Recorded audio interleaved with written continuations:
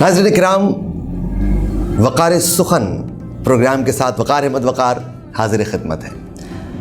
یہ پروگرام آپ ہر جمعرات کی شب ملاحظہ کرتے ہیں اور عام طور پر اس کی ترتیب یہ ہوا کرتی ہے کہ ہم حروف تہجی کے اعتبار سے شعراء کا منتخب کلام آپ کی سماعتوں کی اور آپ کی بصارتوں کی نظر کرتے ہیں، لیکن اس میں خاص اہتمام ہم یہ بھی رکھتے ہیں کہ اگر کوئی شخصیت، ایسی قداور شخصیت ہمارے شہر میں موجود ہو مہمان کی حیثیت میں اور وزٹر کی حیثیت میں، تو ہماری کوشش یہ ہوتی ہے کہ ان کو سب سے پہلے جیمز ٹی وی کے آفس مدعو کیا جائے اور ان سے باتیں کی جائیں، کچھ غیر رسمی گفتگو کی جائے، اور ظاہر ہے کہ چونکہ پروگرام شاعری کا ہے تو ان سے کلام بھی سنا جائے۔ اور آج تو پروگرام میں 4 چاند باقاعدہ لگے ہوئے ہیں، یوں کہیے، کیونکہ میرے دونوں اطراف میں 2 بڑی شخصیات موجود ہیں۔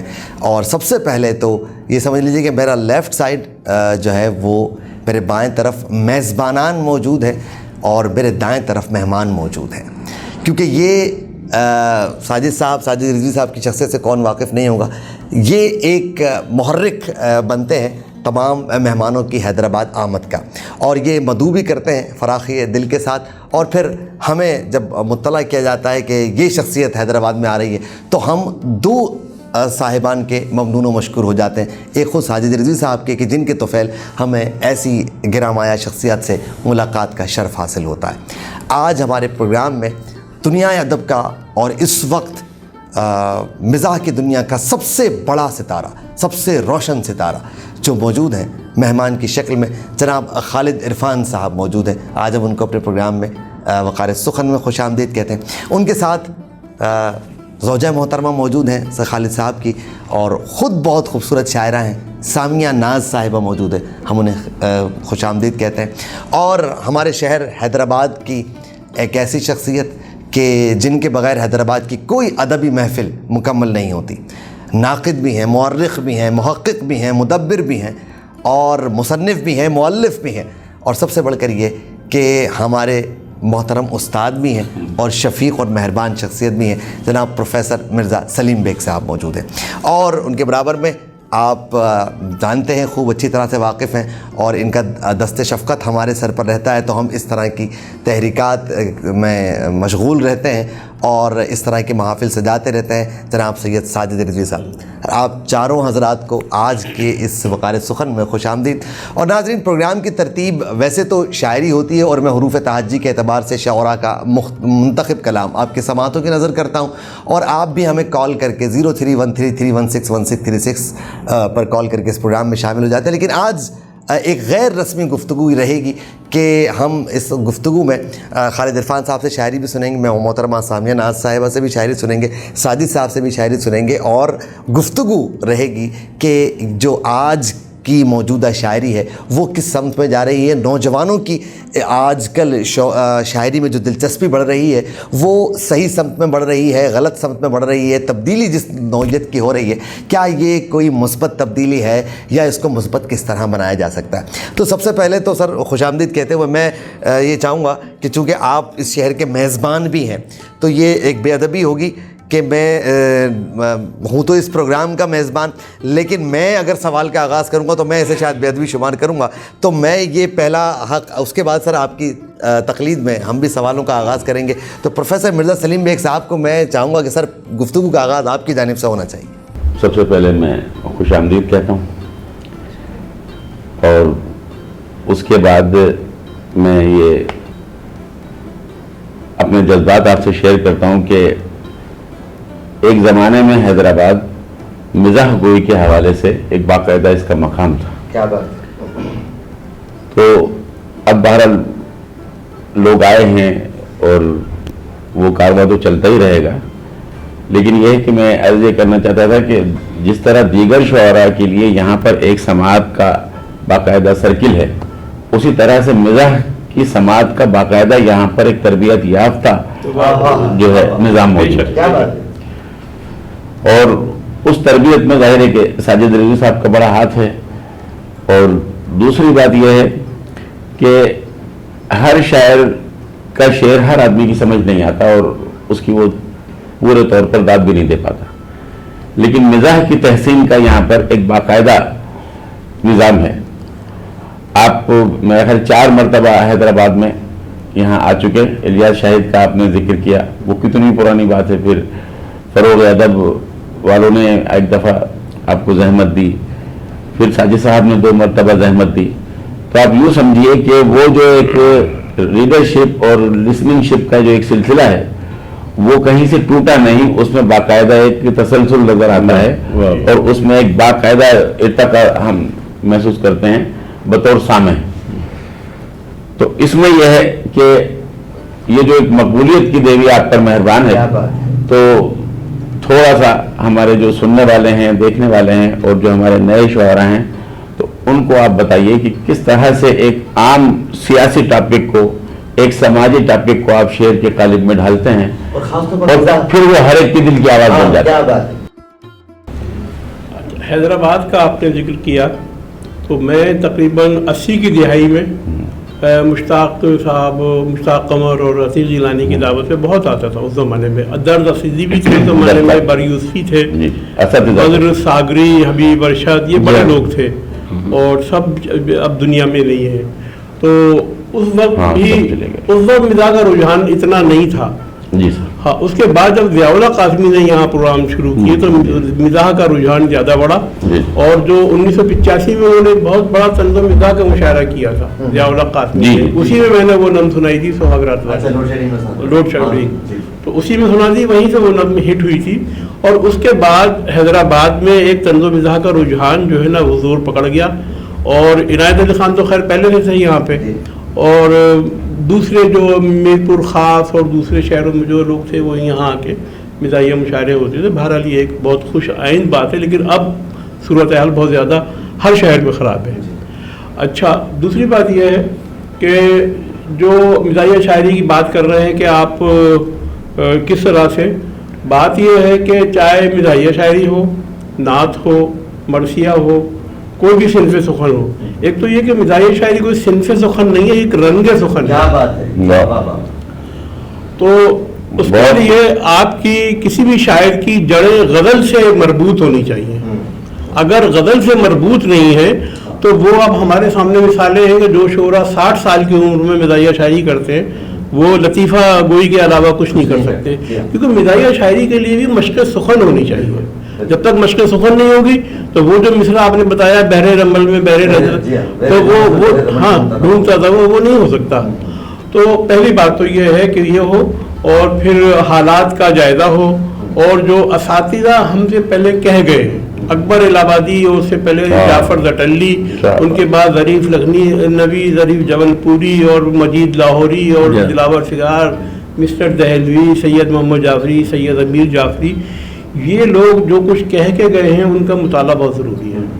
मसला ये है कि हमारे जो नौजवान शायर आते हैं, आजकल जितने भी चैनल पे मुशायरे हो रहे हैं कराची से लेके इस्लामाबाद तक, उनका मकसद चैनल पे अपनी शक्ल दिखाना होती है, लिखना नहीं होता, यानी अदब कुछ तख्लीक नहीं होती। तो वो जो है वो मतलब उसका फिर इतनी उसमें तासीर पैदा नहीं होती उस शायरी के अंदर। मेरा मसला ये है कि मैं तो लिखने के बहाने ढूंढता हूँ। अमेरिका में 25 साल गुजारे और मैं समझता हूँ कि खैर फेसबुक तो बहुत बाद में आई, लेकिन वहाँ के जो मकामी अखबारात थे उनमें हर हफ्ते मेरी नज़्म और मेरा कता रोज़ाना हर हफ्ते छपता था, नज़्म भी छपती थी और सब ताज़ा यानी हालात हादरा पर।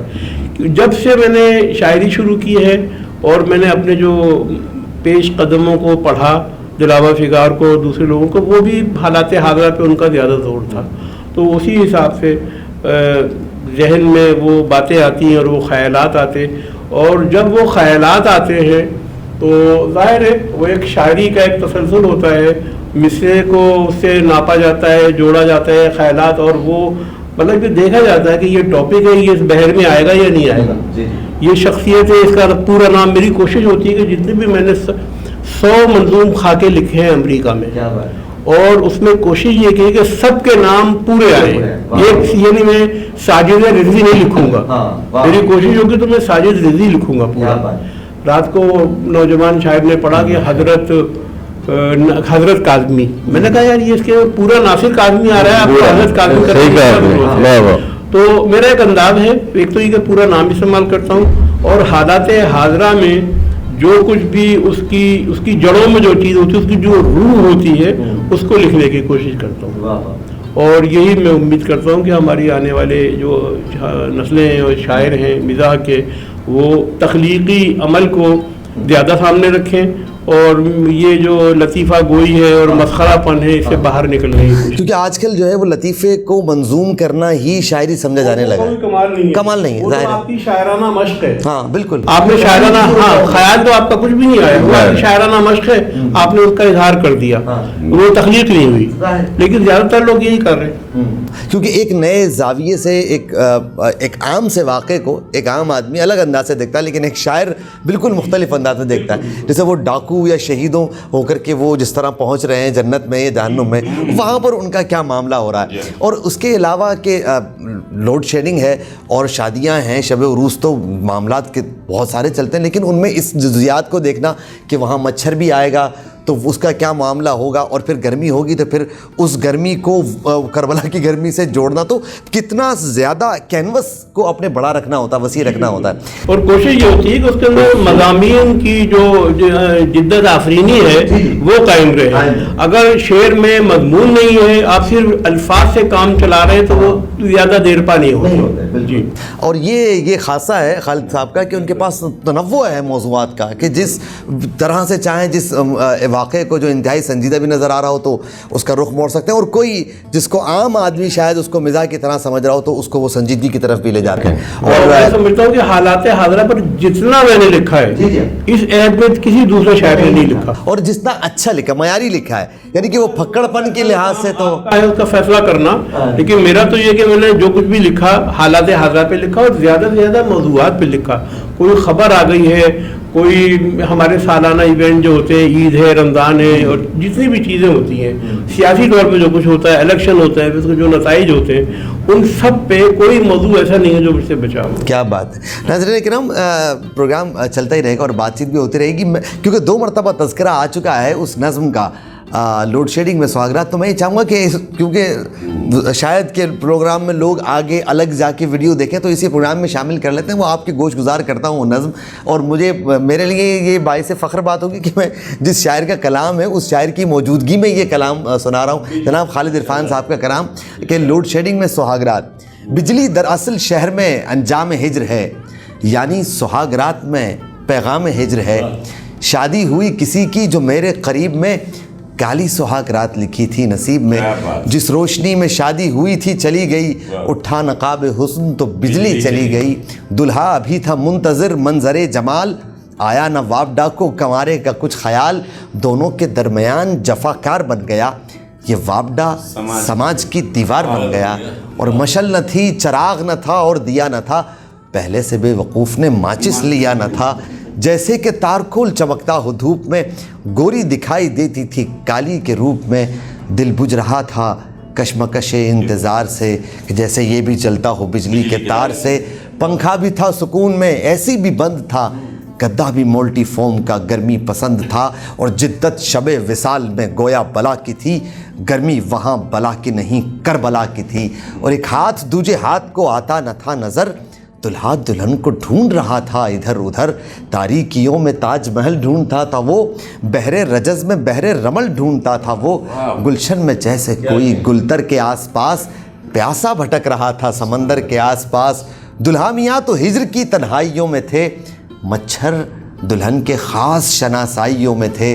رخسار ناک ہونٹ کے وہ قدردان تھے، مچھر ہر اعتبار سے پورے جوان تھے. موقع جہاں جہاں بھی ملا کاٹتے رہے، معجون حسن جتنی ملی چاٹتے رہے. اور دلہا سے مچھروں کا شدید انتقام تھا، مچھر وہ کر رہے تھے جو دلہا کا کام تھا. اور مچھر کو اقتدار حکومت کا جوش تھا، ادھر حزب اختلاف کا قائد خاموش تھا. اس کشمکش میں صبح کا آغاز ہو گیا، دلہا غریب ہجر کی چوکھٹ پہ سو گیا. جب آسماں پہ صبح کی تنویر چھا گئی، سورج ہوا طلوع تو بجلی بھی آ گئی. سر کیا خوبصورت کمال کلام. اور حافظے کی داد دینی پڑی کہ مجھے یہ نظم یاد نہیں ہے بالکل.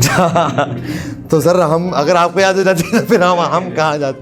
سر میں اب گفتگو کا رخ تھوڑا سا ادھر موڑنا اس لحاظ سے چاہوں گا کہ ساجد رضوی صاحب نے پاکستان بھر کے تمام شعراء کرام کی جن مشاعروں میں نظامت بھی کی ہے ان کو قریب سے دیکھا بھی ہے, ان کے انداز سخن کو بھی دیکھا ہے اور ان کے پڑھنے کے انداز کو بھی دیکھا ہے کہ تحریر کا انداز اور اسلوب سے بھی واقف ہیں اور جس طرح وہ پڑھتے ہیں اس طرح سے اس سے بھی واقف ہیں. تو سر آپ اس درجہ بدرجہ چلتے ہوئے ہم اس وقت دنیا ادب کے سب سے بڑے مزاح و شاعر جناب خالد عرفان کے ساتھ بیٹھے ہوئے, آپ سر کہاں دیکھتے ہیں, جو کہ ظاہر ہے کہ دلاور فگار سے تو ایک نسبت باقاعدہ ہے ہی, لیکن اس کے علاوہ سر آپ اس سلسلے کو کیسے دیکھتے ہیں؟ خالد عرفان صاحب میں اپنے طور پہ سمجھتا ہوں کہ ایک جداگانہ ان کا انداز ہے پڑھنے کا بھی اور کہنے کا بھی. اور میں ایک بات مجھے یعنی میں نے جو سمجھا وہ عرض کرتا ہوں کہ خالد عرفان صاحب نے یعنی کربلا کو بھی لکھا ہے, مرثیے لکھے ہیں. وہ تمام میں نے جس شدت کے ساتھ یہ لکھ رہے ہیں اور جتنی علامتیں جیسے کربلا کی یا اس جگہ کی تمام تشنگی وغیرہ سب یہ ان کے کلام میں بھی موجود ہیں. حالانکہ یہ مزاحیہ کلام جب لکھتے ہیں تو ایک گمان سا گزرتا ہے, اگر کربلا کا کہیں ذکر ہوتا ہے تو بہت سی چیزیں سامنے آ جاتی ہیں. لیکن جس طرح سے انہوں نے لکھا اور جس طرح سے ان کو عبور حاصل ہے لکھنے پر, اس کی داد دینی پڑتی ہے. میں صرف یہ عرض کر رہا تھا کہ چونکہ انہوں نے جملہ اصناف میں لکھا ہے, مطلب نعتیں لکھی ہیں بے شمار, اسی طرح سے کربلا مرثیے لکھے ہیں بہت بے شمار. تو یہ تمام چیزیں جو آدمی جانتا ہے کہ یہ لکھنا جانتا ہے اور اصناف پر عبور ہے, وہ یقینی خالد عرفان ہے کہ جن کی ایک شخصیت سامنے آتی ہے اور ہم ایک دم سمجھ جاتے ہیں کہ یہ شخص جو ہے صرف مذاق میں نہیں ہے بلکہ سنجیدہ بھی یعنی کلام لکھتے ہیں اور ماشاءاللہ خوب لکھتے ہیں. امریکہ کی اگر بات کری تو امریکہ میں نے وہ ظاہر سی بات ہے میری نگاہ سے گزرتے رہتے تھے وہ اخبار جن میں ہر مہینے بلکہ ہر ہفتے ان کی غزلیں آتی تھیں, مختلف کلام آتے تھے, تو شوق سے پڑھتے تھے لوگ. اور یہ عالم تھا وہاں پر امریکہ میں بھی کہ انہیں باقاعدہ بلایا جاتا تھا اور یہ سمجھا جاتا تھا کہ یہ مشاعرہ کامیاب نہیں ہو سکتا جب تک یہ نہ ہو. تو ایک تو یہ میرا ذاتی تجربہ ہے, اور دوسرا یہ کہ میں نے سمجھا اور یہ آج کل کے ماحول میں جب یہاں ہمیں میسر ہیں تو میں سمجھتا ہوں کہ یہ ہماری خوش قسمتی بھی ہے. حیدرآباد کی تو بات چھوڑیے, میں پوری اس پاکستان کی بات کر رہا ہوں. تو یقینی طور پر ان کو مختلف جگہ بلایا جاتا ہے اور اصرار کے ساتھ بلایا جاتا ہے, اور اگر ان کو فرصت ہوتی ہے تو کبھی انکار بھی نہیں کرتے, اور وہ واقعی اپنے وعدے پر کو عمل پیرا بھی ہوتے ہیں. یہ خوبصورت بات ہے. اور آج کا میں نے جیسے کہا کہ رات آپ نے دیکھا کہ بہت خوبصورت مشاعرہ اور بہت خوبصورت کلام سامنے آیا. اور جیسے انہوں نے کہا کہ ایک زمانے میں ہمارا حیدرآباد جو ہے وہ جیسے پروفیسر عنایت اور پروفیسر عنایت صاحب کے والد بنادی ٹونکی بھی وہ بہت یعنی تو یہ سب تھے, اور پروفیسر عظیم عباسی صاحب بھی.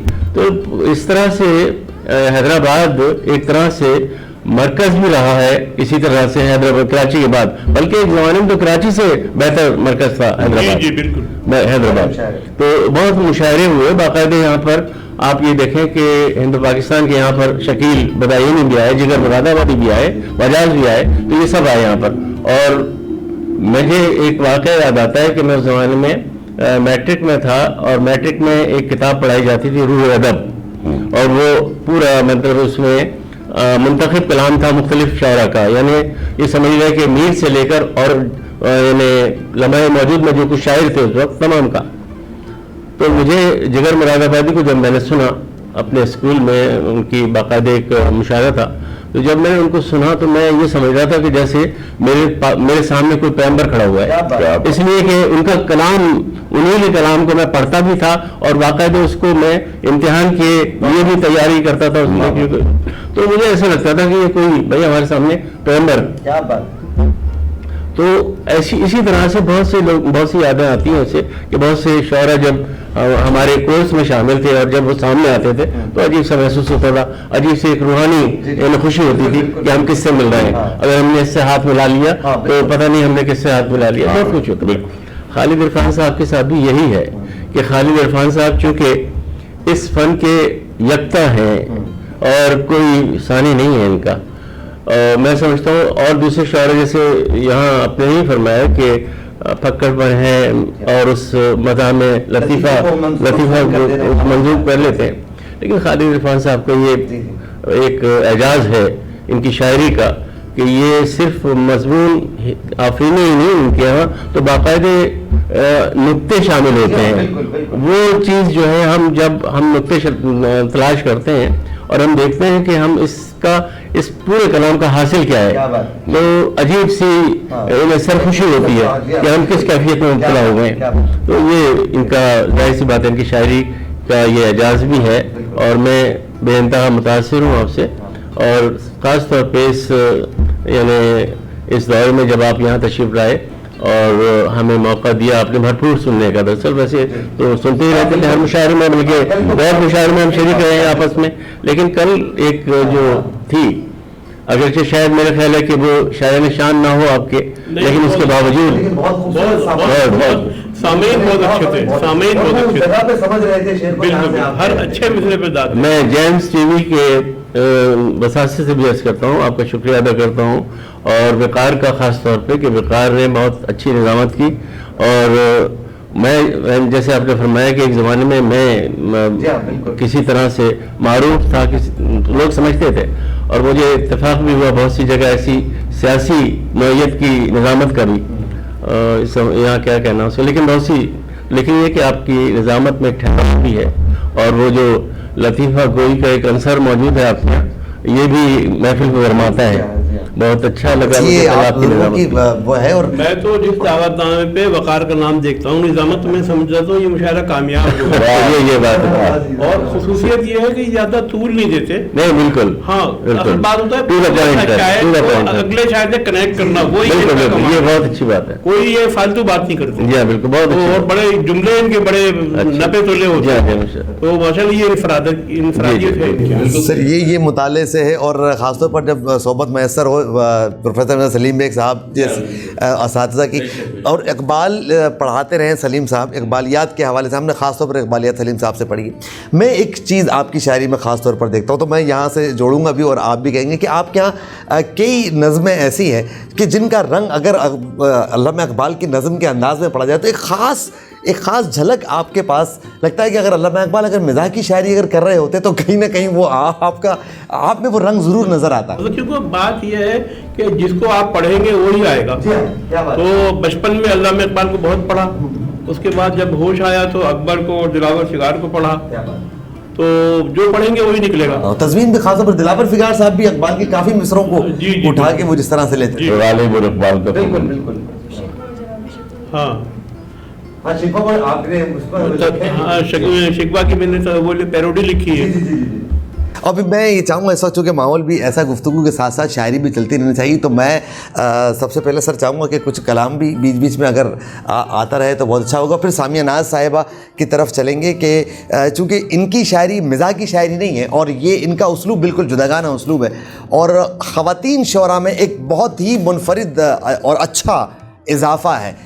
ہم تو دعا کرتے ہیں کہ ہمارے شہر حیدرآباد میں بھی خواتین شعراء، کیونکہ لگتا ہے کہ بس ایک قیت الرجال جیسی وہ ہے حالت کہ خواتین شعراء بالکل ناپید ہوتی جا رہی ہیں. لیکن یہ کہ سامیہ صاحبہ کو سن کر کے بہت ساری خواتین شعراء کا شاید دل چاہے گا کہ ہم بھی شاعری کی طرف آئیں. کل تو بہت خوبصورت کلام بہت دیر تک سننے کو ملتا رہا اور بہت ہی لطف اندوز ہوتے رہے. حضرت آتے رہے. سر عرض کیا ہے جی سر کہ پہلے جو تھے قریشی ددیال کی طرف سے، پہلے جو تھے قریشی ددیال کی طرف سے اب بن گئے ہیں سید سسرال کی طرف. پہلے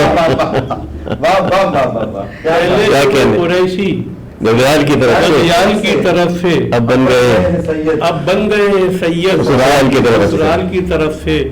قوالیوں میں جب آتی تھی نیند مجھ کو، پڑتا تھا ایک تماچا قوال کی طرف. آتی تھی نیند مجھ کو، پڑتا تھا ایک تماچا قوال کی طرف سے. میدے کا دعوتوں میں یہ حال ہو گیا ہے میدے کا دعوتوں میں یہ حال ہو گیا ہے. مرزا صاحب دیکھیں باریکی، اس حال تک میں پہنچا، اس حال کی میدے کا دعوتوں میں یہ حال کا دعوتوں میں جو حال ہو گیا ہے، کیا کہنے، اس حال تک میں پہنچا، اس حال کی طرف، اس حال کی طرف سے کیا کہنے، ایک پائچے سے ان کے چوہا ہوا برآمد، نکلا ہے میر جعفر بنگال کی طرف، کیا کہنے بھائی، کیا کہنے، ایک پائچے سے ان کے چوہا ہوا برآمد، نکلا ہے میر جعفر بنگال کی طرف سے، دعوت ہے ان کے گھر پر بیٹھے ہوئے دونوں، وہ مرغ کی طرف سے میں دال کی طرف، وہ مرغ کی طرف سے میں دال کی طرف سے، ضرب کلیم کو جو پکچر سمجھ رہا ہے، اس کو بھی ایک تماچا اقبال کی طرف، کیا کہنے میں، کیا کہنے، ضرب کلیم کو جو پکچر سمجھ رہا ہے، اس کو بھی ایک تماچا اقبال سے، کیا کہنے، واہ واہ واہ، کیا خوبصورت کلام اور وہ انوکھا پن، اور شاید سامعین کے اگر علم میں نہ ہو، اس حال جو ہے وہ موشنز جو طب میں اس کو کہتے ہیں، تو اس کو کس طرح خوبصورت معدے کا معاملہ اور وہاں کی رعایت سے موشن اور حال جو شادی حال، تو یہ صرف شاعری نہیں ہے، بلکہ اس کے پیچھے ایک مطالعہ اور مشاہدہ ہے کہ آپ کس چیز کو کہاں سے کس طرح سے رعایت سے استعمال کر سکتے ہیں۔ اور ظاہر ہے کہ خالد صاحب نے جب کلام سنایا، کل دو شعر خاص طور پر ساجد صاحب نے جو آپ نے پیش کیے تھے، اور وہ تو خراج تحسین ہی لگ رہا تھا کہ خالد عرفان کے لیے، میں چاہوں گا وہ عطا ہوں، وہ کمال اشعار۔ اصل میں وہ موقع اچھا تھا کہ جہاں پہ میں نے عرض کیا، لیکن میں یہاں بھی سنا دیتا ہوں آپ کو اس بات پر، کیا تھا، اچھا مجھے بھی کچھ ایسا ذکر تھا ساقی کی خوش نگاہی کا، کچھ ایسا ذکر تھا، اور ان کی طرف سے اشارہ کر کے کہا تھا ہم نے، کچھ ایسا ذکر تھا ساقی کی خوش نگاہی کا کہ دور جام سے پہلے شراب اڑنے لگی، کہ دور جام سے پہلے شراب اڑنے لگی، بس ایک ہلکا سا جھونکا خرد کا کیا آیا، بس ایک ہلکا سا جھونکا خرد کا کیا آیا کہ گرد راہ جنو بے حساب اڑنے لگا، کہ گرد راہ جنو بے حساب اڑنے لگا۔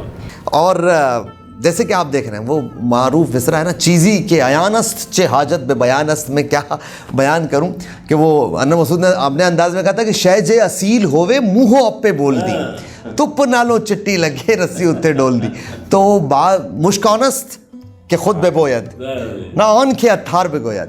تو میں کیا بتاؤں گا کہ میں کس مشک کے ساتھ بیٹھا ہوں، مشک کی خوشبو بتا رہی ہے کہ ہم سب اس سے معطر ہوئے چلے جا رہے ہیں۔ سمیہ ناز صاحبہ کی طرف چلیں گے، کل بڑا خوبصورت کلام اور مختلف ردیف، دکھ کی آپ نے ردیف کو باندھا، بہت خوبصورت باندھا، تو اور خواتین بھی یہاں پر ماشاءاللہ بیٹھی ہوئی ہیں، پروگرام سماعت بھی کر رہی ہیں، اور یہاں پروڈیوسر اور ڈائریکٹر صاحبہ بھی بیٹھی ہوئی ہیں۔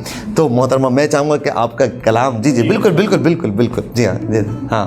دل تو ناداں ہے ذرا دیر میں بھر جائے گا، دل تو ناداں ہے ذرا دیر میں بھر جائے گا، دل تو ناداں ہے ذرا دیر میں بھر جائے گا، پر تیرے ہجر کا احساس تو مر جائے گا۔ کیا کہنا، واہ واہ واہ، کیا کہنا، واہ واہ سبحان اللہ، دل میں بھر جائے گا، واہ، پر تیرے ہجر کا احساس تو مر جائے گا، کیا کہنا، واہ، بے دلی اب میرے دالان میں سو جائے گی، سبحان اللہ، کیا کہنے ہوئی، سبحان اللہ، کیا بات، اب میرے دالان میں سو جائے گی، سو جائے گی، تیرا وعدہ میرے آنگن میں بکھر جائے، کیا کہنے، کیا کہنے، واہ واہ واہ، بے دلی میرے دالان میں سو جائے، واہ واہ واہ واہ، تیرا وعدہ میرے آنگن میں بکھر جائے، کیا کہنے، اور یہ سیاہی بھی سفیدی میں بدل جائے گی، واہ واہ، یہ سیاہی بھی سفیدی میں بدل جائے گی،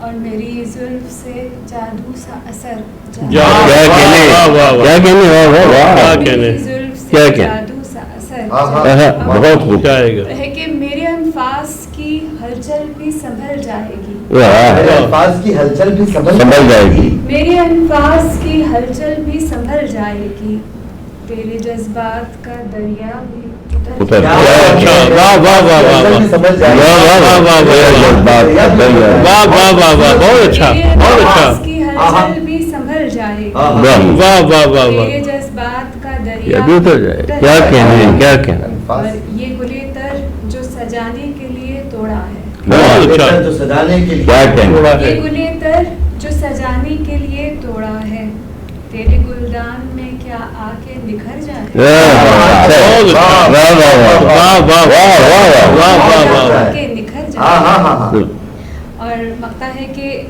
खिड़कियां जात की मैंने जो मुकफ्फल कर ली, वाह, खिड़कियां जात की मैंने जो मुकफ्फल कर ली, तो उदासी का ये तूफान किधर जाए। क्या कहने हैं, सुभान अल्लाह, वाह वाह वाह, क्या कहने हैं, तूफान किधर जाएगा।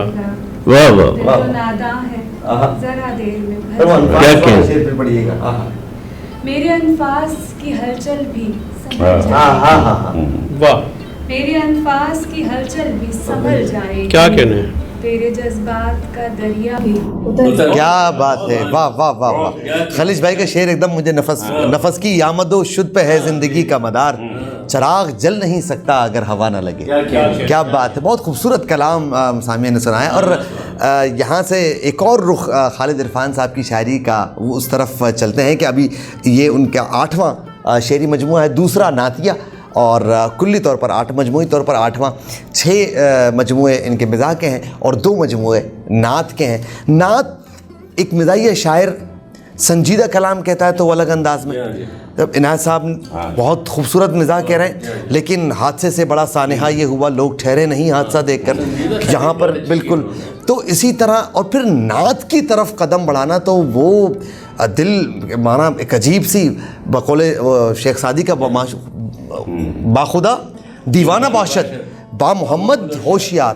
तो मिज़ाह की शायरी शायद कहीं आपको कुछ भी कह सकते हैं आप कि भाई बड़ा मैदान है, लेकिन एक शायर में बैलेंस उसी सूरत में आता है कि वो नात को जब कह रहा है तो नात के मेरिट पर कह रहा है। और मैं ये जो सबसे पहले ही 4 मिसरे लिखे हैं, कमाल के आदाब में फूलों का तबस्सुम लिखना, अलकाब में मौजों का तरन्नुम लिखना, ऐ खालिद इरफान तुझे याद रहे तो हीन तखातुब है उन्हें तुम लिखना।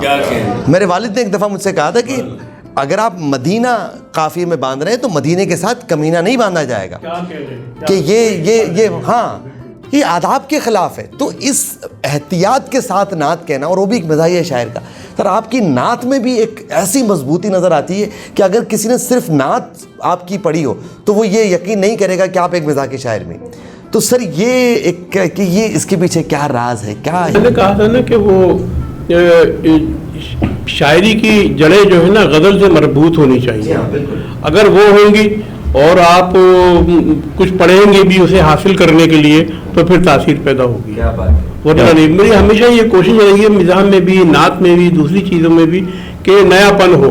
नयापन नहीं होगा, इंफरादियत नहीं होगी तो सुनने वाले के लिए कोई दिलचस्पी कायम नहीं होगी। तो यही मेरी कोशिश होती है। और इसमें एक नई बात यह है, परसों इसी किताब की तकरीबन रुनुमाई हुई है कराची में मेरी, वहाँ पे अजीज़ एहसन साहब हैं, उन्होंने एक बात कही जो बहुत बड़ी बात है, उनके ही अल्फाज इस्तेमाल कर रहा हूँ। उन्होंने कहा साइंसी हवाले से अल्लामा इकबाल ने कुछ नातों में 2-3 जगह बात की है, उसके बाद पूरा दौर खाली है। और उसके बाद जिसने भी साइंसी मतन शामिल किया है अपनी नात में वो सिर्फ खालिद इरफान है। क्या कहना, क्या तो मेरी कुछ नातें इस अंदाज की हैं, मैं पेश करता हूँ अगर आप। हाँ,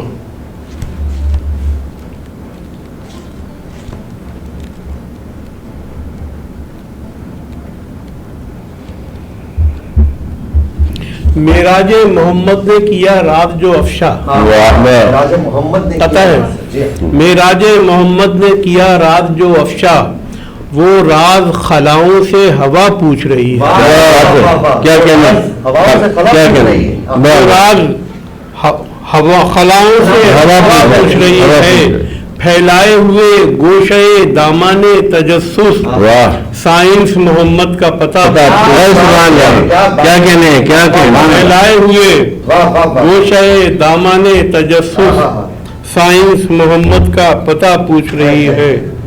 और इंसानियत को उनसे मिला नुस्खे शिफा, इंसानियत को उनसे मिला नुस्खे शिफा, تریاق کے عجیب خزانے تریاق کے عجیب خزانے سخن میں تھے کیمسٹری کی تجربہ گاہوں میں بھی نہیں، اجزائے کیمیا جو لعاب دہن میں تھے. کیمسٹری کی تجربہ گاہوں میں بھی نہیں، اجزائے کیمیا جو لعاب دہن میں تھے. اور رسول پاک کی سیرت سے روشنی پا کر تمام چاند ستارے ہمارے جادہ ہیں، تمام چاند ستارے ہمارے جادہ ہیں. جہازوں، راکٹوں، اسکائی لیب و طیارے براق سرور عالم سے استفادہ، سرور عالم سے استفادہ ہیں. انگشت کے نشان نمایاں ہیں چاند پر، دیکھے ہیں آدمی نے جو منظر ثبوت ہے. شق القمر سے ٹکڑے ہوئی سطح آفتاب، جو آ رہے ہیں چاند سے پتھر ثبوت ہے. جو آ رہے ہیں چاند سے پتھر ثبوت ہے. اے شاہد و جہاں کے خیالوں سے متفق، سائنس کے علوم میں جتنے اصول ہیں، مریخ، چاند، زہرہ، عطارد، خلا، دھنک، یہ سب میرے حضور کے قدموں کی دھول ہے. یہ سب میرے حضور کے قدموں کی دھول ہے. آسمانوں کی چمک دیکھ کے یوں لگتا ہے چاند تاروں میں مدینے کی ہوا چلتی ہے. کیا بات ہے، چاند تاروں میں مدینے کی ہوا چلتی ہے. سانس لینے کی طلب ہے تو مدینے آؤ، آکسیجن بھی یہاں بن کے سبا چلتی ہے. بن کے سبا چلتی ہے. اعزاز عاشقی میں دل پاک کر کے دیکھو، یاد نبی میں آنکھیں نمناک کر کے دیکھو. سنت کے فائدوں میں صحت بھی زندگی بھی، سرما لگا کے دیکھو، مسواک کر کے دیکھو. کیا کہنے. تو یہ کچھ قطعات ہیں اور ایسی ہی کچھ نظمیں بھی ہیں. تو وہی بات ہے کہ میں نے کوشش کی کہ جو کچھ بھی کہا جائے وہ نیا کہا جائے. جس طرح سر نے بھی کہا بھی تقریب کا ذکر کیا، تو آپ کے علم میں لانا چاہوں گا کہ وہ معراج کے حوالے سے جو اسٹیفن ہاکنز نے اس بات کو وہ کیا کہ جو آدمی کا انرجی اور پھر انرجی سے دوبارہ سے میٹر میں کنورٹ ہو جانا ہے، اور اس نے کہا کہ یہ انسان کی تاریخ میں پہلے ہو چکا ہے. اور محمد نام کے ایک شخص نے اس طرح سے کیا کہ چونکہ جب ایک میٹر انرجی میں کنورٹ ہوگا تو پھر وہ ٹائم اور اسپیس دونوں سے نکل جائے گا، اور پھر جب وہ ٹائم اور اسپیس سے نکل گیا تو معراج تو پھر حضور اکرم صلی اللہ علیہ وسلم کے لیے کوئی معمولی سی بات ہو گئی. اور جب وہ اس تھیوری کو آج پروف کرتے ہیں E=mc² کی، تو وہ کہتے ہیں کہ یہ انسانی تاریخ میں پہلے واقعہ رونما ہو چکا ہے، اور وہ واقعہ حضرت محمد مصطفیٰ صلی اللہ علیہ وسلم کا، اور اس کو کیا خوبصورت انداز میں سر نے یہاں منظوم بھی کیا واقعہ معراج کے حوالے سے. یہ بالکل اور لعاب دہن کا جب کنویں کا کھارا پانی میٹھا ہو گیا، یہ بھی واقعہ موجود ہے. تو یہ جس طرح سے نے کہا کہ باقاعدہ سائنس کے ان حوالوں کا تذکرہ آپ کی نعت کے اندر موجود ہوتا ہے، اور ظاہر ہے کہ آپ اس الگ انداز سے نعت کو جب تشکیل دیتے ہیں تو اس کا لطف دوبالا ہو جاتا ہے.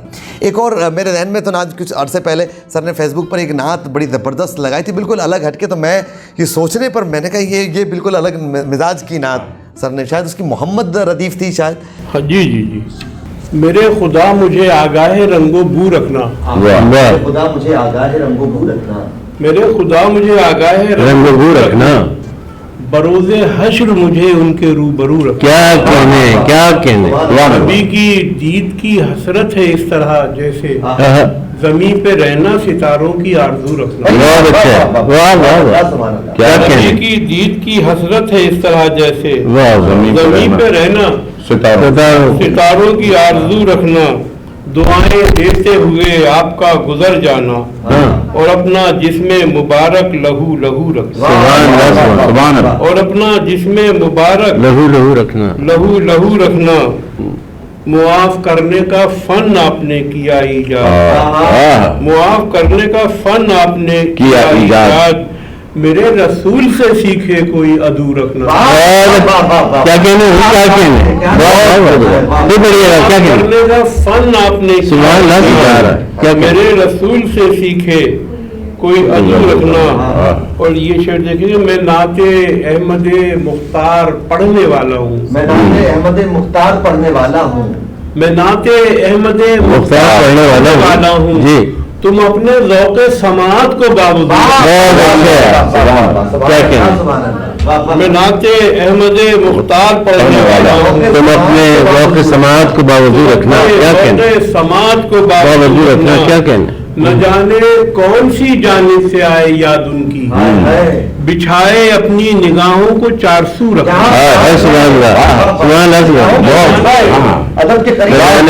نہ جانے کون سی جانب سے آئے یاد ان کی بچھائے اپنی نگاہوں کو چار سو رکھنا. واہ واہ واہ.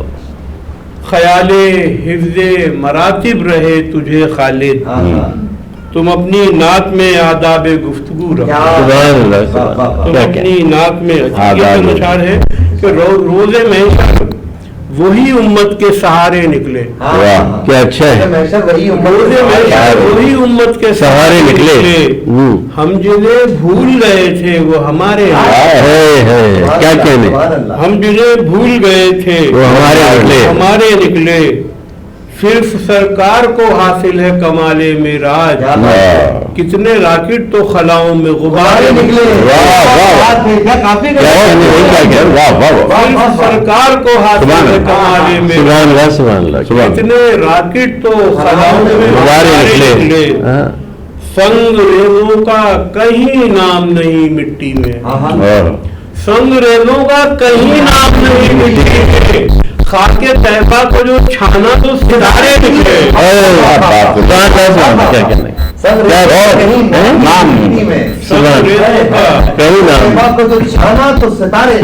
کہیں نام نہیں مٹی میں.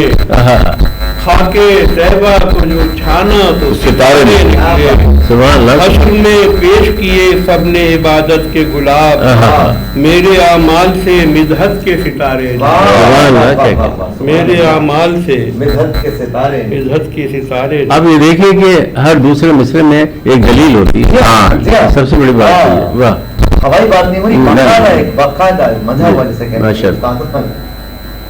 وہی وہ باخدا دیوانہ باشد وہ ایک شعر اس میں آیا ہے کہ میری دریافت میں مدحت کے خزینے آ جائیں نعت میں حرف پرونے کے قرینے آ جائیں. سبحان اللہ.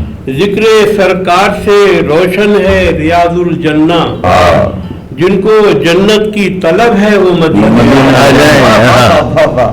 ذکر سرکار سے روشن ہے ریاض الجنہ جن کو جنت کی طلب ہے وہ مدینہ آ جائیں. ہم غلاموں کے دلوں میں ہے غم عشق رسول ہم پگھل جائیں تو سورج کو پسینے آئیں. ہم غلاموں کے دلوں میں ہے غم عشق رسول ہم پگھل جائیں تو سورج کو پسینے آ جائیں. پسینے آ جائیں. وہ خاک پر گرتے نہیں عشق نبی کے آنسو. خاک پر گرتے نہیں عشق نبی کے آنسو. اشک ٹپکے تو پرندے انہیں پینے آئے. پرندے انہیں پینے آ جائیں. دیکھیں شعر حمد کہتا ہوں تو کہتا ہی چلا جاتا ہوں. کہتا ہی چلا جاتا ہوں. نعت لکھنے کا جو سوچوں تو پسینے. بہت اچھا ہے. کیا کہنا. ہم کہتا ہوں تو کہتا ہی چلا جاتا. نعت لکھنے کا جو سوچوں تو پسینے آ جائیں. مصرعِ نعت چمکدار عطا کر یا رب نیکیوں کی طرح ہاتھوں میں نگینے آئے. کیا کہنے. شکریہ نواز. کیا کہنے. خوبصورت محفل آج کی رہی ہے اور مختصر مگر جامع اور ہماری خوش قسمتی کہ ہم یہاں پر آپ کی ملاقات کروا رہے ہیں، اور آپ کی بھی یقیناً اس لحاظ سے خوش قسمتی ہے کہ آپ خالد عرفان صاحب سے کلام شاعر بزبان شاعر سماعت فرما رہے ہیں۔ سامیہ ناز صاحبہ نے بہت خوبصورت کلام پیش کیا۔ جناب پروفیسر مرزا سلیم بیگ صاحب نے ابتدائی گفتگو بھی کی تھی، اختتام بھی سر پر ہی ہوگا، اور سر کی جامع گفتگو ہمیشہ ساجد صاحب سے۔ جی ہاں سر، میں چاہوں گا کہ بالکل یاد نہیں اچھا لیکن سر آپ کی وہ شعر تو میں سر ضرور سننا چاہوں گا کہ مٹی اڑا کے دیکھ ہوا۔ سر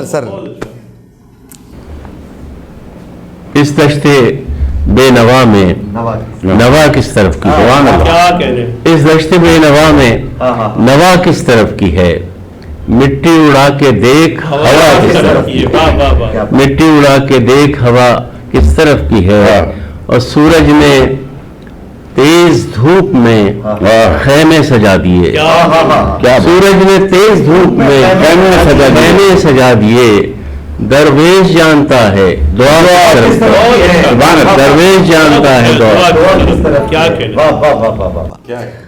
سر بہت خوبصورت، اور یہ میں لمحات اصل میں قید کرنا چاہ رہا ہوں کہ آپ کہیں گے کہ ہم نے ان حضرات کو یہ شعر سناتے ہوئے دیکھا ہے جو زباں زد عام ہے۔ اور سر اجازت سے پہلے میں چاہوں گا کہ وہ اجازت آپ کی طرف سے ہوگی، کیونکہ آپ جس طرح سے کنکلیوڈ کرتے ہیں پوری ایک محفل کو، تو آغاز بھی آپ سے ہوا، تو سر محفل کو کنکلوڈ کرنا تو کوئی کام ہے ہی نہیں، لیکن اب سمندروں کو تو کوزنا ہمارے بس میں نہیں ہے۔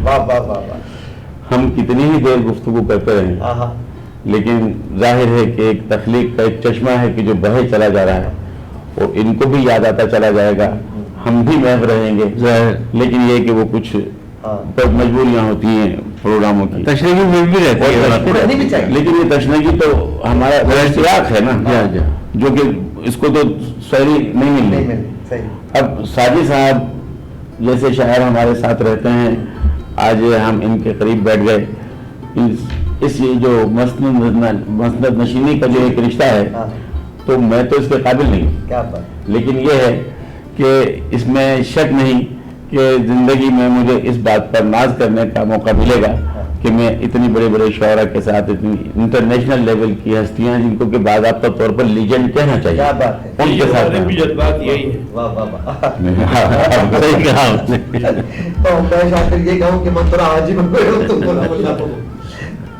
نہیں، مطلب یہ کہ واقعتاً یہی بات ہے کہ ظاہر سی بات ہے مرزا صاحب اور جب بھی جس محفل میں ہوتے ہیں یہ صرف سیکھنے کے نہیں بلکہ سکھانے کے لیے بھی آمادہ رہتے ہیں ہمیشہ ان کی گفتگو میں، اور دوسری جب تمام چیزیں تو دیکھیں گے آپ کہ وہ جو کہیں پر مدرس ہے وہ ہر جگہ مدرس صحیح کے طور پہ سامنے آتا ہے، لیکن سر ہر لحاظ سے اس معاملے کا حاصل اٹھانا جو ہے وہ جانتے ہیں خوب۔ بالکل۔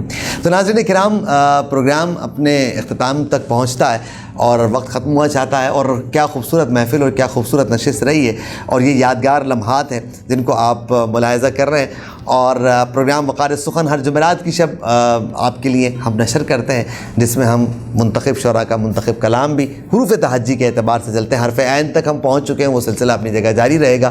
ایک پروگرام اور حرف عین پر ہوگا، اور اس کے بعد پھر باقی حروف کی طرف پروگرام باقی ہم باری باری پیش کرتے رہیں گے۔ اپنا بہت خیال رکھیے، اور ان لوگوں کا بھی بہت خیال رکھیے جو آپ کا خیال رکھنا چاہتے ہیں۔ محبت کے اس پیغام کے ساتھ وقار احمد وقار کو اپنے مہمانوں سمیت اجازت دیجیے۔ اللہ نے کے بنا۔